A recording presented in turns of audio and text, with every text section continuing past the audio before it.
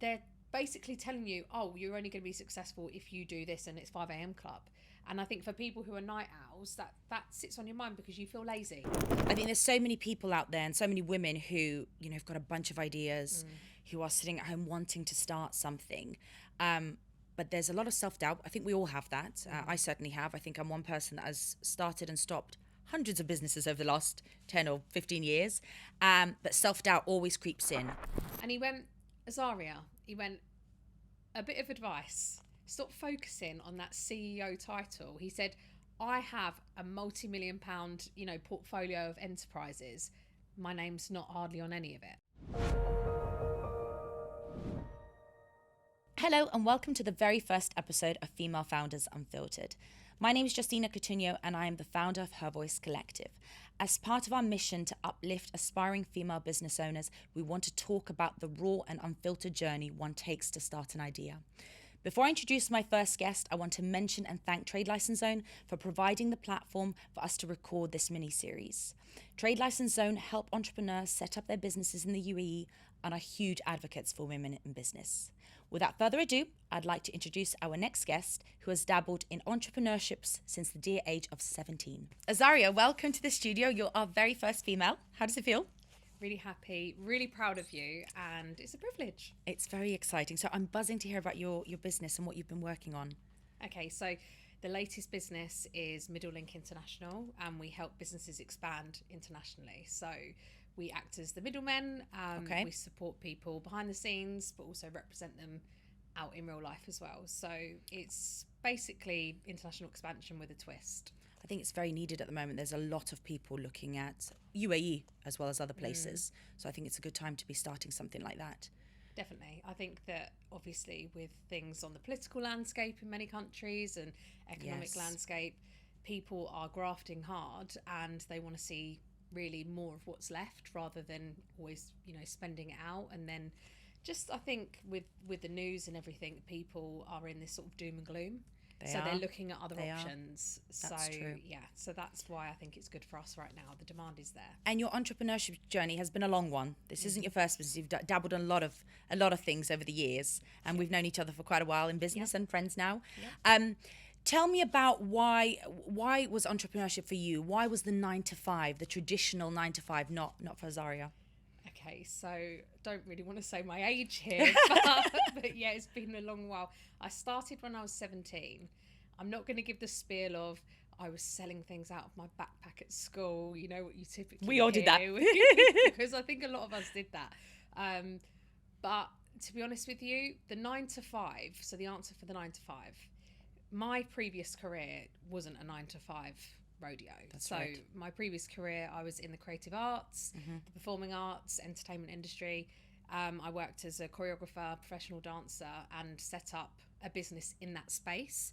So as you can imagine, from a very, very young age, it was long days in the studio, rehearsals, shows, you name it, I done it. So the show business kind of thing. So, I guess that 9 to 5 was never on the cards, but also I came from a family of small businesses. So obviously my dad would be at the dinner table, talking business. I love that. So So you grew up with it. I grew up with it, but I think that I didn't quite realize about entrepreneurship until I was in it.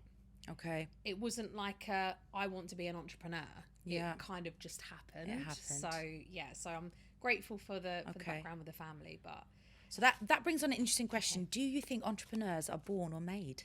I've got a good answer. Okay, I'm waiting to hear it. Okay, so I have a theory. Okay.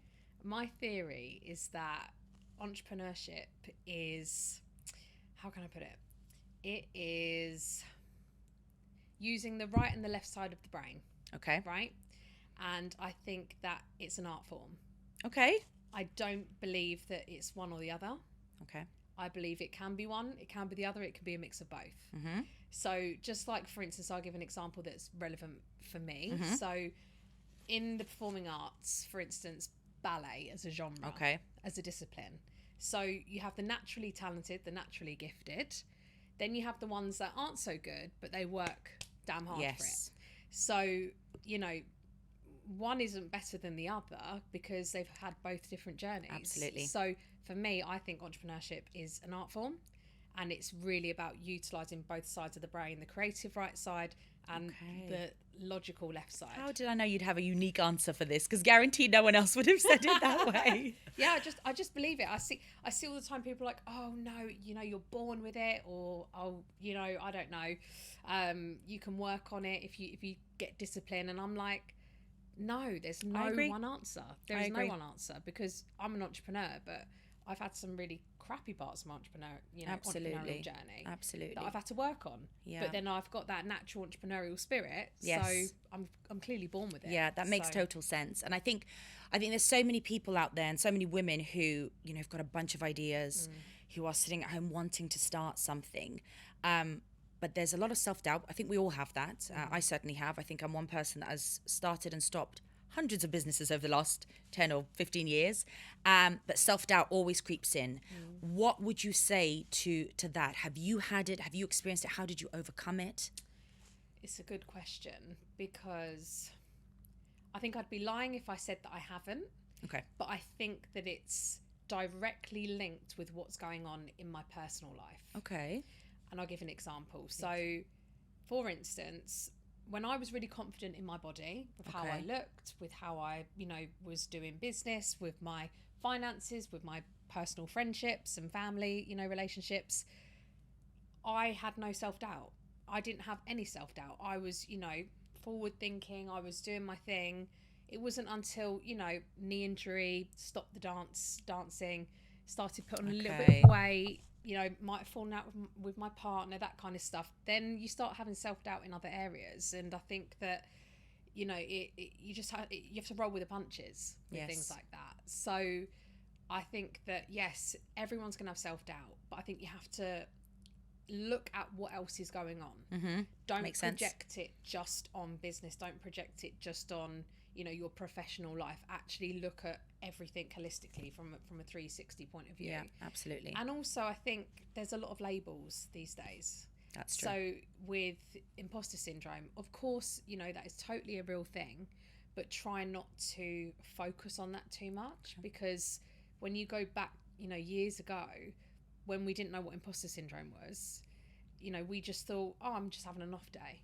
Yeah. And then you kind of just get on with it. Whereas now I think, because there's a label for it, and then there's a whole, theory behind it, and which is great for some people because they can manage it better when they're aware, but just try not to focus too much on that label. Yeah. Because that will just not help the self-doubt. Absolutely. And I think, fear of failure is a big thing. For sure, I can resonate with that, as I'm sure many women will do. Totally. And you could have a fantastic idea and maybe good strategy, and you're working with other entrepreneurs and you've got a good group of people around you, but that fear of failure, or that fear of picking up the phone to your first client, for sure, I can speak from experience, is a big thing. And it knocks you down. And try and get back up, and then it actually happens, and you call someone, you get knocked down, and then you stop. And that's happened to me so many times. I cannot tell you how many websites I've bought on GoDaddy because I'm like, I've got a new business idea, here I go. And that fear of failure really, really stops you. How do you think people what can they do to try and overcome of that first phone call, or that first no? So I think it depends on if you're setting up a business because there's a demand behind it. Okay. Or if you're setting up a business because it's something you've always wanted to do, and you've got this great idea and you've got no clients. Yes. I think that's two completely different scenarios. So if I was to have a one, size fits all answer, then that would be wrong. So I think if anyone who's listening to this at home, what is your circumstances? Is it that, you're really good at something and people have said, oh, we would like you to make this, or, you're known for something, so people start asking you. That's a demand. Yes. Or if you see a gap in the market and you have the, skills to serve it, or the people that can serve that gap in the market, then, and the demand's there's a client base there. I think that's a set of circumstances. Or if you're just sitting at home and, they call them, I think, the couch entrepreneurs, where you sit at home, you're watching Netflix, and loads of different, ideas come into your head, but there's no demand. There's no... Absolutely. I've got a story for that. Proof of the pudding there. I think then you have to target it in different ways. And I think that The self-doubt will probably be in the situation where there's not a demand and you're kind of just guessing. Yeah, absolutely. And that means I would then go a different route of proving the concept. Absolutely, yeah. And don't ask for money then. Yeah. If you're going to do that, make sure there's no money exchange, because then that's probably what's going to make you feel more nervous. Absolutely. When someone's paying for something, then you think, oh, there's an exchange of money there. And then you get all riled up because you're nervous. So for sure. I think if that's the situation, then prove the concept, but do it in a way where you ask for a review, or you do something where you say, look, I'm not going to charge you for this, but give me some feedback. So it's like a two-way street situation. So yeah. I've a little story I'll share with you. I started a candle subscription business Love that. maybe 5 years ago. I love candles. Me too. And the one thing I loved about the business is that I had batches and batches of candles delivered to my home, which was supposed to be for clients, not for personal use. But of course, I ended up using them in every room that I had. But that is a perfect example of where it was just something I loved. I didn't look into really, was there a demand for something like that? Yeah. And I did it for a couple of months. It was great because I loved it. I had candles all around me. It was creative. It was a bit different for what I did, but there wasn't a huge demand for it, especially in the area where I was in the UK at the time. It just, that just shows I didn't do my research. There was no strategy. I just fell into something that I really loved. And it can work. It can. It can totally work if, divine timing is such a thing. Yes. So I think that sometimes you can have a situation where that just happens, and then you just naturally just start, the ball is rolling. It's a snowball effect. That's true. And it can happen like that. But I think back to the question you said about the self-doubt, I think that's probably where it would creep in a bit more, because you're more nervous to get that first client because the proof of concept isn't there. Whereas if you have 3 people saying, we want your services, then you almost are kind of being bullied into doing it, aren't you? So of course you can be nervous. It means you care. That's great. But I don't think it's that same feel. I don't think it's a self-doubt feeling. Yes. Maybe if you're delivering it and you've over, sold yourself. Yep, that's true. And you under-deliver, then the self-doubt can come in. Yeah. Or if you're having confidence issues elsewhere in your life, or problems elsewhere in your life, like I said before. So I think that it's all interlinked. It's circumstantial. It's all interlinked. 100%. Absolutely. And on that note, tell us about what is the most brutally honest feedback that you've had throughout your business journey. Let's go with this one in particular. Or actually, if you want to talk about a previous one, you can. That has really shaped you or changed you and tell us about that. There's a few. Okay. Well, actually, there's not tons. Okay. And I'll tell you why. Because people beat around the bush. There's hardly no straight up talking people these days. Very true. So what you'll find is that people will tell you what they think you want to hear, and they'll go about it in a nice roundabout way. And, that's just how we are now. Yes. So I think that actually there's probably a lot of people that have thought things in their head that they want to say, but they've never said it. But then you have the people that do just say it bluntly, and they're just known as being really rude. So I think that it's kind of That's like me. it's like a catch-22, isn't it? It is.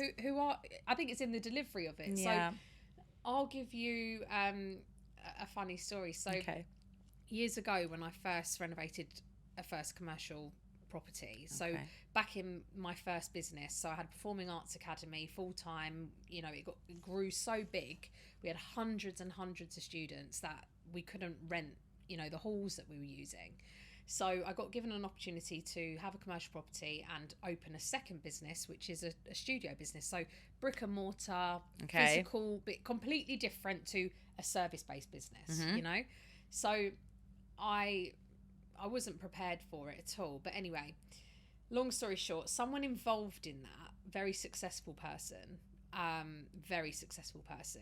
he started to sort of criticize certain things I was doing. Okay.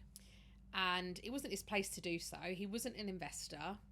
He wasn't not related to the business. Wasn't a stakeholder, nothing. But he was related to some things there. Okay. At the commercial property, the business park. And and basically, I was not in a place really to be calling myself things like CEO or even managing director, really. Even though I was a managing director of the company, it was really just a micro business, regardless whether we had hundreds of clients or not, Okay. regardless whether my turnover and profit margins were healthy and, you know, I was smashing it.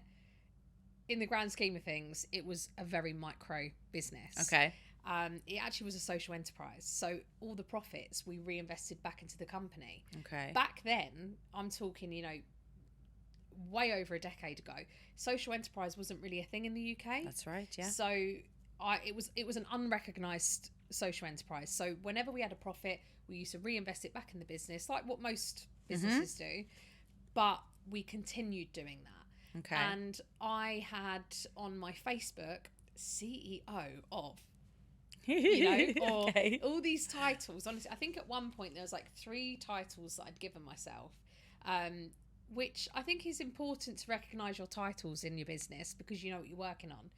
But, you know, I was basically talking a load of crap. You know, it was because I wanted people to, it was like a ego thing. It was egotistical.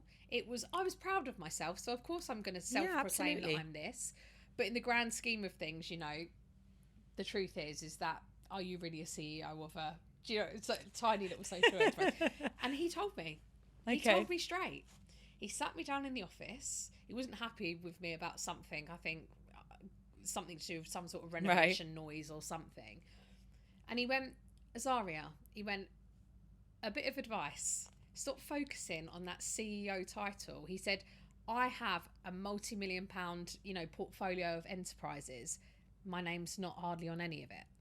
Wow. He said, I let my employed staff take the titles. And when I sat there, I thought, you cheeky get, what are you going on about? and then I literally, it sort of kept playing back on my mind. I thought, how embarrassing. He's called me out. Yeah. You know, this 60-odd-year-old man has just called me out. Like, that's just not okay. At the time, did you take the advice on board? No. So he carried on. I was like, what's he talking about? Of course I'm the CEO of my business. And then it was like, you know, it wasn't until years later and I thought, God, he was right. Like, he was so right. And I think that the lesson in that, which I've now applied, is stop focusing on the things that you want other people to know. Yes. And stop having this like self-proclaimed egotistical, I'm here for the label thing if you're going into entrepreneurship. Because I think that if you focus too much on that, you're focusing too much on the wrong things, on the silly things. And that was advice that was really underrated. He didn't need to say it the way he did. He did probably not. Probably not. But at the same time, I sort of think back now, and I think he was just, you know, looking out for me in a not so nice way. But he probably saw something in me and was like, sorry, stop wasting your time on the things that don't matter. Yeah. You need to focus on this. So I guess that would be it. Don't waste time on the labels, the ego side. And you've taken that with you throughout your journeys now. Yeah. Now you always think about his advice before you go and do something. Yeah, because for me, I think that it is really important. Like when you think about even people that are in employed positions, like, you know, careerists in corporate, they spend all that time climbing that ladder to get to partner. Right. To get to, you know, director. And I think whilst that's great because you've got an aim and you're working towards it, is it also because you want to be able to say you're that? I think people, maybe people will not be honest about it, but I've certainly felt that at some stages. And it's nice, you know, you have worked hard. In some cases, maybe some people haven't, but you've worked hard, and it's sometimes nice to say, right, I am this, because it's taking you years or whatever to get there. 100%, but then are you then changing the way you are when you true. have that title? Absolutely. Are you then going to speak to people slightly different, treat people slightly different? Yeah, well, that's the key thing, right? And that's, I think, the lesson is that what he was trying to say to me is that, you know, you're getting way too big for your boots. Yes. Calm yourself down. This is the reality of it. Yeah. If you focus on these small things here that matter, rather than this self-proclaimed egotistical thing. So true. Then you'll stop making the silly mistakes here because obviously you're going to be focusing on the things that matter. Absolutely. And I think that was sort of the lesson. And I see it all the time, you know, on LinkedIn. I see people all the time talking about, you know, I'm this, I'm that, and it just comes across as And ick. the funniest ones are is when it's a one-man band company and they're the CEO. That's basically what that is it. Well, There you go. that's a little bit funny. I'll give you that. Well, we had staff, we had Yeah. freelancers. We were reliant on the freelance economy. We had like 20 different choreographers, teachers that were working on. Okay. But they were all, you know, Yeah. freelance, one-man bands themselves. So, Yeah. you know, that's what I mean. Like, just calm yourself down, Azaria. You know, that's what he was trying to say. Like, Good advice. Good it advice. is really good advice, really, because it makes me think. Do I want that title? Yeah. Why am I saying this? You know, when I've just launched Middle Link with Kate, Mm-hmm. we're both co-founders, so we put co-founders Okay. because we're soft launching it. We're telling people the Right. backstory. We're letting them know about us, who we are, what we are. You know, Yep. all that kind of thing. But once that's sort of died down, we'll then go into our other roles, which will be, you know, mine is business development strategy, strategic partnerships. Hers is client relationship building. Okay. So, you know, that's not CEO. We're not going to, you know, we might always say co-founder because we're proud, but Yeah. are we going to go with the CEO roles? Probably not. No, well, You it's know? your business. You're going to be doing everything. And if you see me do it, please I'll call you out on it. call me Call out. you out on it. I'm going to remember this myself now for You the send me this clip and you'll be like, I will do that. I will do that. So Azaria, tell me about your day, your morning. What does your day look like? What time do you get up? so it depends where I am in the world. Okay. First of all. Second of all, not a morning person. Okay. I'm not 5 a.m. club. Ah, I'm not. okay. And you know what? I think that's really toxic because I've heard that from people. So I don't know how true this is, right? But Okay. I read it and I looked into it a little bit. But historically, back when, you know, thousands of years ago, you have the two tribes of people. You have Okay. the tribe at nighttime and you have the tribe at daytime, and they have different roles. So the tribe in the daytime, in the same tribe, but the pack of people in the daytime, they will basically go around hunting, you know, finding the food, doing all the things, right? And then you'd have the next shift would be the evening people, and they would be there to protect the people in the day when they Right. were sleeping. And we naturally have that in us. That is, you know, night owls or early birds. So I think this whole 5 a.m. thing is so toxic because naturally you might not fit into that 5 a.m. So what's happening is there's this external pressure, societal pressure, typically from people who have absolutely made it, right? True. And so they have a lot of flexibility anyway because they've got the money to do so. So they might be able to get up earlier compared to someone else because they have loads of staff, right? But they're basically telling you, oh, you're only going to be successful if you do this and it's 5 a.m. club. And I think for people who are night owls, that sits on your mind because you feel lazy. So you'll get Absolutely up at 7 spot on. a.m. or 8 a.m., right? And you feel lazy because the successful people have said, oh, well, you laid in bed an extra 2 or 3 hours. You're lazy. And I think that's not right. So my normal day, depending on where I am in the world, so I have a very nomadic lifestyle. Okay. So I have built my businesses where I can take my laptop wherever in the world. Love it. And I can work. That's the dream. It's a dream until you're in Thailand. You've got clients that are in the UK, clients that are in the UAE, clients that are in Nigeria, and you're 8 hours, 4 hours Sorry, ahead. I don't think you can complain about sitting on a beach in Thailand with different time zones. Well, you can when everyone else is having fun and you've got to then take fair yourself enough. in and you're just looking at the beautiful landscape in front of you Yeah. and you're sat like this. Then it's kind of like, but then in hindsight, of course, yes, you've got the hours in the day to go and, you know, do things, and it's better than sitting in miserable England, Yeah. right? So there's a silver lining with everything. But depending on where I am in the world, I think that completely changes what my day's like. Okay. That's been a blessing and a curse because I'm someone who needs discipline. Okay.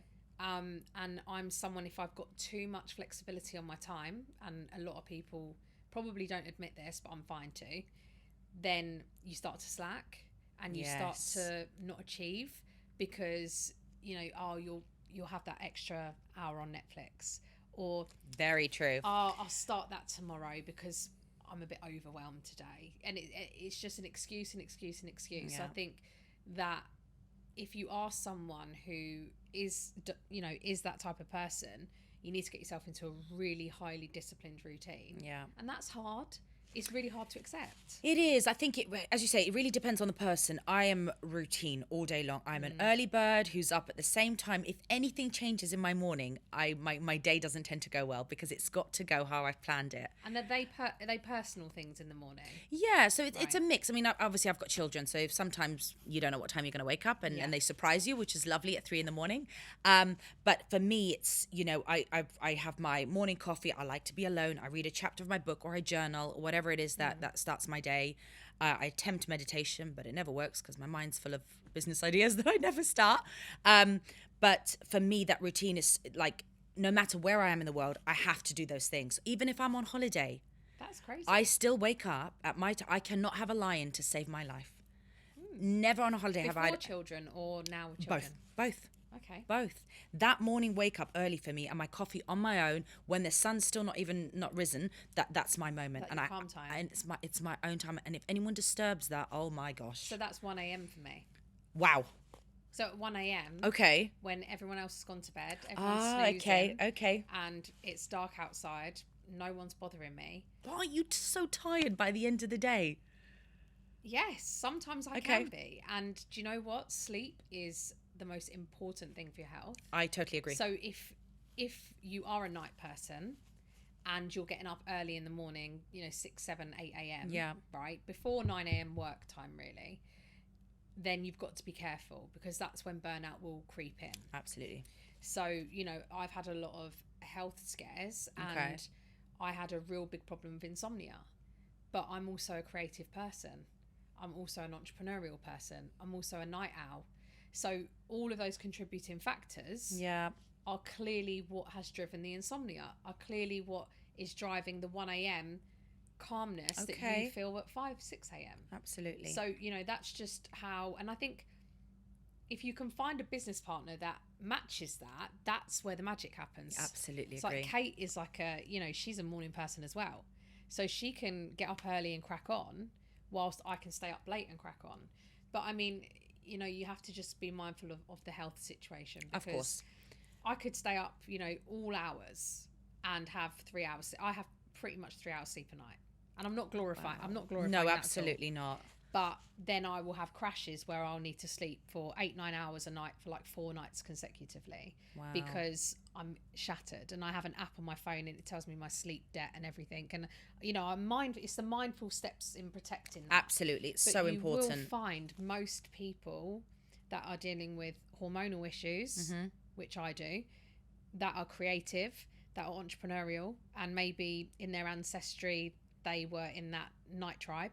They fall in that category. They fall in that category, and I think that you just have to be aware of that and put in the steps to protect that as much as possible, because there's nothing wrong with being a night owl. Absolutely. And getting I think done. whatever works for each individual, when they're most productive. 100%. And I think this is where it comes back to the traditional way of working, the 9 to 5 in the office, where you're expected to all do the same thing, when actually it doesn't work for everyone. Work like that. And I'm such a big advocate, and I think when you work with the older generation who are very stuck, and that's the way we do it. You come to the office, you leave at this time, you're not working from home. Things are shifting. People are realizing that you do need sleep. It's crucial for you to be your best version. And that's something I'm working on. Yeah. And if that is something to take away from this, it's that everyone that you're looking up to or you're looking at and think, oh, I wish I could do that. No matter how successful they are or not successful, they are all still working on things. Nobody is perfect, and everyone we actually have a lot of similar problems. When you actually sit down with people, it's, oh, me too. Oh, me Absolutely. There's a lot of synergies there. So I think that it's all about recognizing what your situation is and the small 1% steps that will compound to make it better. Don't try and be really extreme like I did before. It was like, okay, sleep's really good, so I'm going to put my phone in another room at 8 o'clock, and at 8:30 I'm going to be reading a book, and then at 9 o'clock I'm going to be asleep because I want to be a part of 5 a.m. club. it will work all for 2 minutes. Correct. But it's not who I am. Yeah. So there's that, you know, it's just taking the small steps to achieve that. And I think that if whoever's listening now, if that's resonating with them, it doesn't have to be about sleep, it can be about something else. Then just recognize what it is. What works for you? What does it feel like for you? Who are you? You know, and then make the 1% small changes. Yeah. That will protect. I think it's stop following the crowd. I think, like you said, everything's glorified with this 5 a.m. Let's take that as an example, and it doesn't work like that anymore. You need to do what works for you, and that's when you'll be your best version. Exactly, and for your family. Yes. You know, what works for you, what works for your family, what works for the dependents, and that doesn't have to just be children. It can be, you know, an elderly family member that you're looking after. It can be a friend. You know, there's power behind the whole percentage thing. I don't know if you've seen it, but I saw it in regards to relationships. So it's like nobody's 50-50. Okay. Some days you're going to be 20%. Right. I did see this as well. Yeah. Your partner then needs to recognize that and see that, and then match that with 80%. Yeah. And then the next day he might be 5%. So you know you feel the gap. Yeah. And I think that's really, you know, in everyone's life. You've got to recognize that, and it's got to change. You can't have the same thing every single day. As much as you like routine and you can try and fit it in your perfect box, maybe that's why you're not so happy. Maybe that's why, you know, you're struggling. Maybe that's why you've got self-doubt. Give yourself a bit of flexibility and freedom. Yeah. That's what I would say anyway when it comes to you know, those I think routines. it's great advice, Azari. Like we said, it's whatever's out there on social media. People see something and they think that's what they've got to do, and we just have got to move on from that culture completely. 100%. Like LinkedIn is the worst for it, because I absolutely love LinkedIn. Me too. Absolutely love it. Honestly, I could doom scroll it, like TikTok as well. I'm like, oh, it's better than TikTok for sure. I agree. Sure. And I literally am looking, and if you think I've absorbed in 5 minutes 30 posts, 20 posts, we were not built for that. Yeah. We were not built to consume that much information, that many opinions. Yep. And I saw something the other day, and it said, why do we moan about only getting 20 likes on a post? Imagine if in real life 20 I also saw this 20 people actually told you something nice. You look great today. Oh, you're doing 20 different compliments in one day. You'd be insane. Buzzing. Yes. So why is it that when we get 20 likes on a post, we go, oh, it's not right? It's because people can see what's been said, what's been liked. So that's when you've got to really look inwards, and you've got to actually take it for what it is, and that's just vanity metrics, you know. Absolutely. Vanity metrics. It's just vanity metrics, and I think that is all also part and parcel of what we were saying earlier about the self-doubt, and, you know, having to fit inside this box of what people are telling you with the 5 a.m. club. Just take little pinches of it, but apply it in your life how it looks in your life. I think that's probably key advice. I agree. I've got an interesting question for you. Okay. I'm very excited to ask this question to all the women that we're going to speak to, but what's the one thing about being a female founder that you think men in business rarely experience? Okay. Periods. Okay, that's the one. Menstrual cycle. Okay, yeah, that's one. Right, so I'm not a feminist at all. Okay. I absolutely love men, absolutely love women. I think that when we work together and we can really utilise each other's strengths with masculine energy, feminine energy, you know, all that good stuff, I think it is absolute magic. Yep. So when I do hear female founders, and I might absolutely get people try and cancel me for this, but Go on. Sometimes I get the sense that it's pitchforks and people, you know, sort of saying we're females, so this is what we're going to project on the situation. Okay. So sometimes that makes me feel a bit uneasy, because I feel like that's what people are doing because of this whole male dominant environment for so many years. So it's kind of like we're trying to match it by being over the top. Okay. So I don't think that works, but I would actually say, I'm being honest, periods and menstrual cycles. Yeah. Because hormones are everything, even for men. It's a thing, yeah. Even for men, right? Yeah. But when you think about it, obviously women's health and women's hormones, it's a completely different ballgame. Yeah. So the reason why probably there's a lot of tension in workplaces, or there's a lot of fallouts, or there's a lot of uncertainty or uneasy or, upset, is because men aren't educated on it. Absolutely. They're not so true. educated on this, but yet they're demanded to be fathers, they're demanded to be husbands, they're demanded to be friends, good bosses, good colleagues. You don't know what you don't know. Yeah. So sometimes when a woman is going through a hormonal imbalance, or have some hormonal issues, women's health issues, and they're having a difficult time, they have this expectancy on the men to be able to match that with with what's going on. And how can the men do it? It's just not. So I think it's about I think firstly, men have to realize what it is and why it's important. Secondly, I think that another thing is that what they don't know, the knowledge gaps need to. So tell me, Zara, how can we educate them? Where do we start? How can a business who, I don't know, has got 100 women, 100 men, how can we educate men on these things so that they sometimes understand that we're having a bad day because of this, not because we're being, a bee? Well, I think it's about surface level. Okay. So I think it's about really having the conversations with the men to let them understand and help them understand and realise that they need to understand. Okay. Because they may go, oh, what a load of rubbish. Yes, they might. Oh God, my wife is just, that woman in the office is. So they're just dismissing it. Yes. And they're not actually listening and thinking, why is that? And what could I be doing? Or what do they need? Or, how can I make it a bit easier? So I think that it's about conversations. Okay. On the ground level.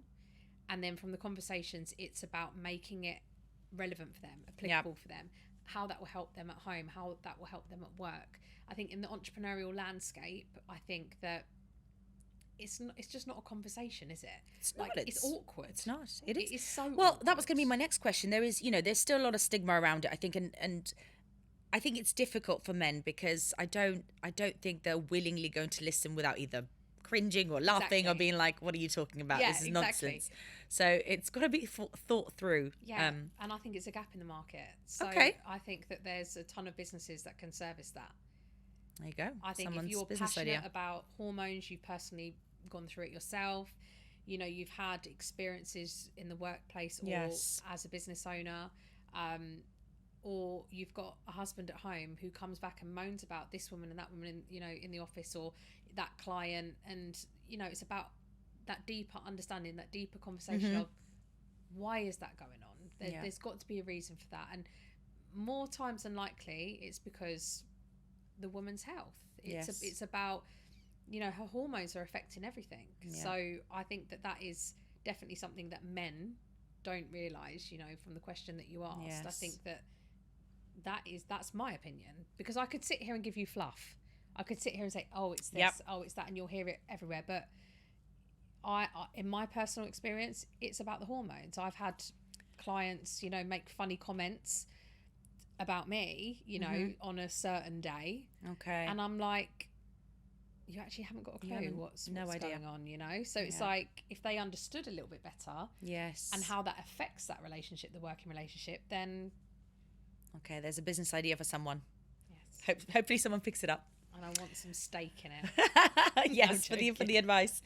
So, Zari, what advice would you give to women who are sitting on the sofa right now at home, or whether they're mothers or they're sitting there 9 to 5 thinking, I need to do something for myself? What advice would you give them to get started?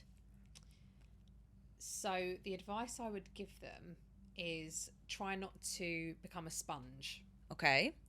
Because if you become a sponge and you want to absorb loads and loads of information, so you sign up for courses, you buy all the books, you subscribe and click on the bell to about 100 different YouTube channels, that's great. Yeah. But if you're just then going to be a consumer and not apply it, then you're going to go into overwhelm. Absolutely. And nothing's going to get done. I've been there myself.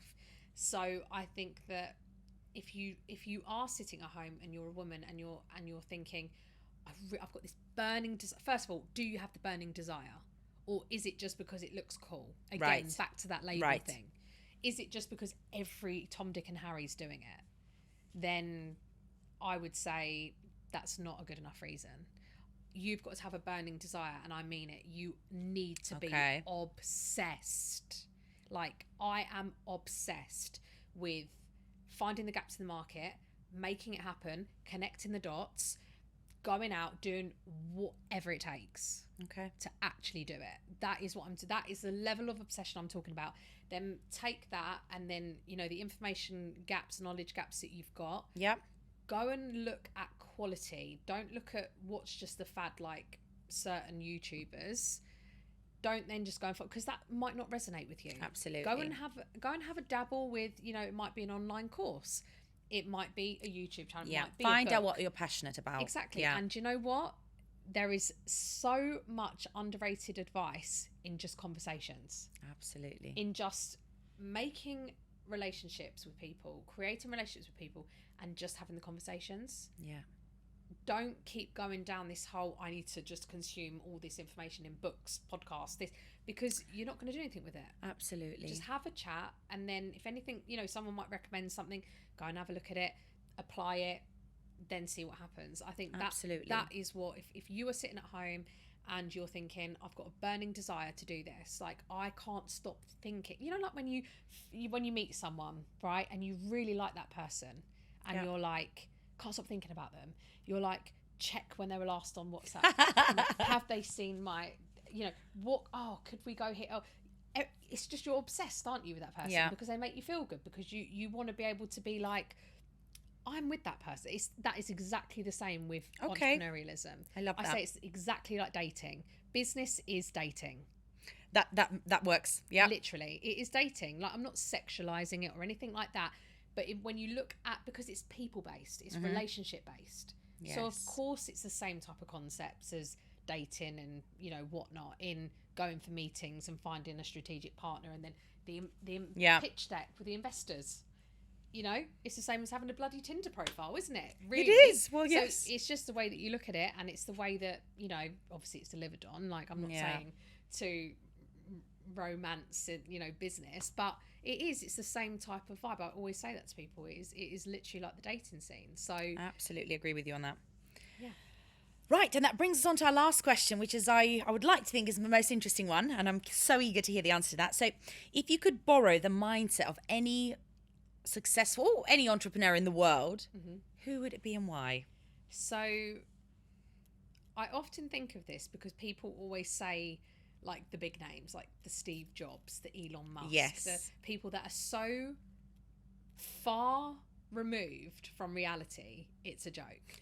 So I actually follow a couple of pages online, and they post like normal people, and I won't say like the handle of the Instagram, but I like it because it's like your average Joe, your everyday person who might not have a multi-billion pound or dollar enterprise.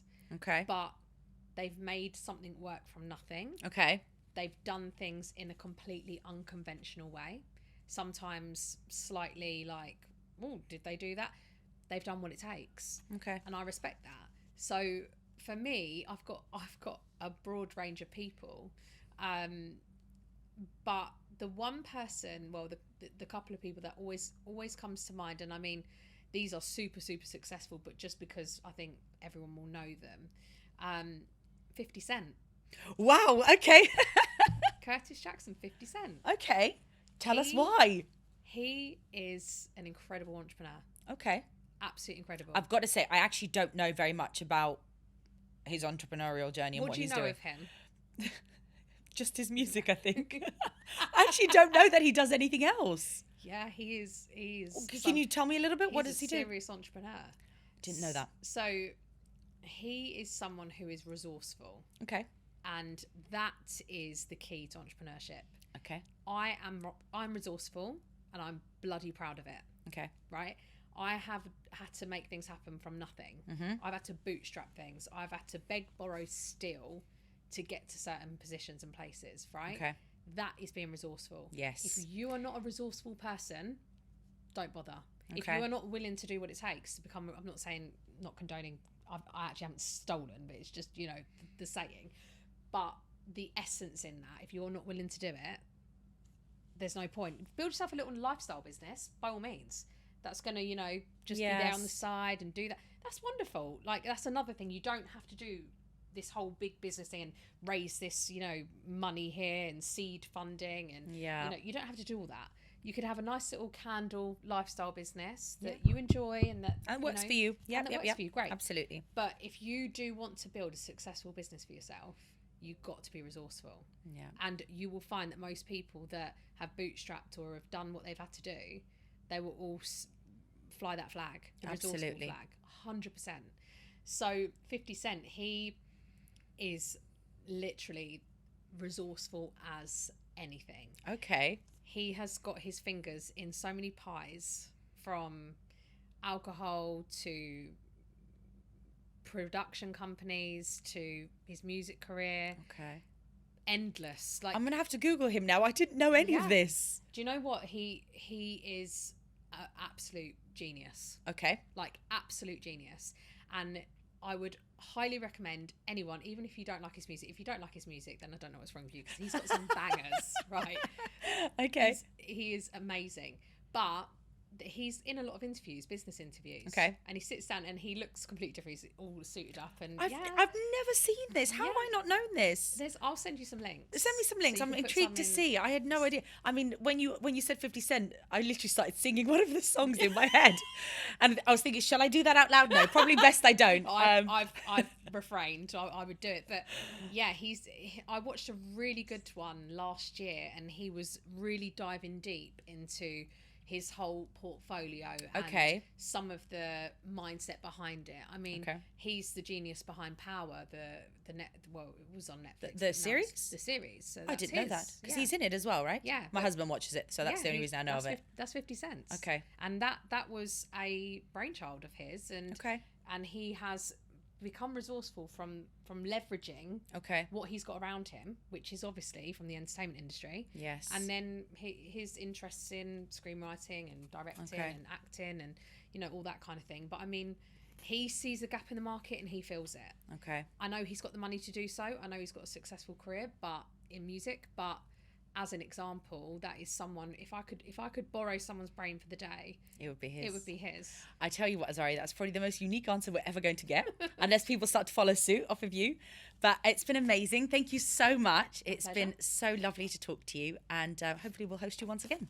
100%. Thank you. Thank you so much to everyone for watching the very first episode of Female Founders Unfiltered. Thank you to Azaria Bradley, who was our very first female on the show. Please do give us a follow on Instagram and LinkedIn, and we look forward to hosting many more.